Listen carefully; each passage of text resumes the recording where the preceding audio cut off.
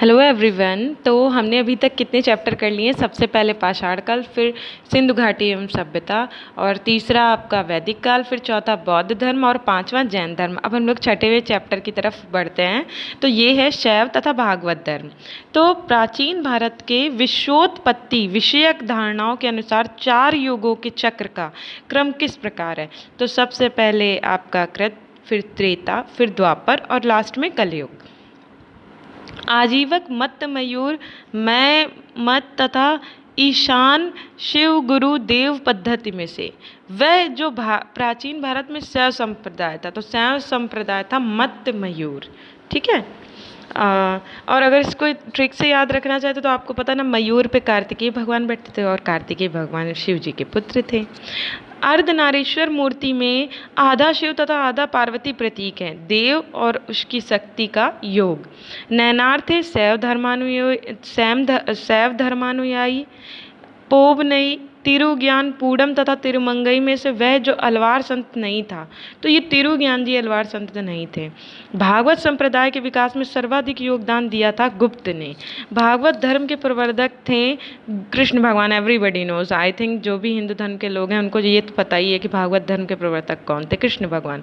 सर्वप्रथम देवकी के पुत्र कृष्ण का वर्णन मिला है छांदोग्य उपनिषद में। ये इंपॉर्टेंट है, ये याद रखिएगा।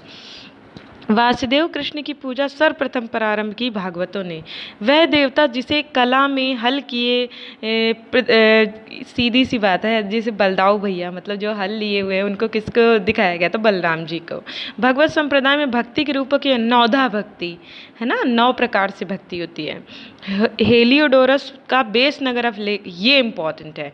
हेलियोडोरस का बेस नगर जो अभिलेख संदर्भित है वो वासुदेव से है। भागवत धर्म से संबंधित प्राचीनतम अभिलेख ही साक्ष्य है हेलियोडोरस का बेस नगर अभिलेख। भागवत धर्म का ज्ञात सर्वप्रथम अभिलेख ही साक्ष्य है बेस नगर का गरुड़ स्तंभ। बेस नगर अभिलेख का हेलियोडोरस निवासी तथा तक्षशिला का, आपको पता होगा चाणक्य यहीं के थे अध्यापक। विष्णु के जिस अवतार को सागर से पृथ्वी का उद्धार करते हुए अंकित किया जाता है वह है वराह। 6ठी शताब्दी ईसा पूर्व के संदर्भ में भारत में आस्तिक और नास्तिक संप्रदायों में विभेदक लक्षण है वेदों की प्रामाणिकता में आस्था। मतलब आस्तिक कौन है? जो वेदों की प्रामाणिक में आस्था रखता है, जो नहीं रखता है वो नास्तिक है।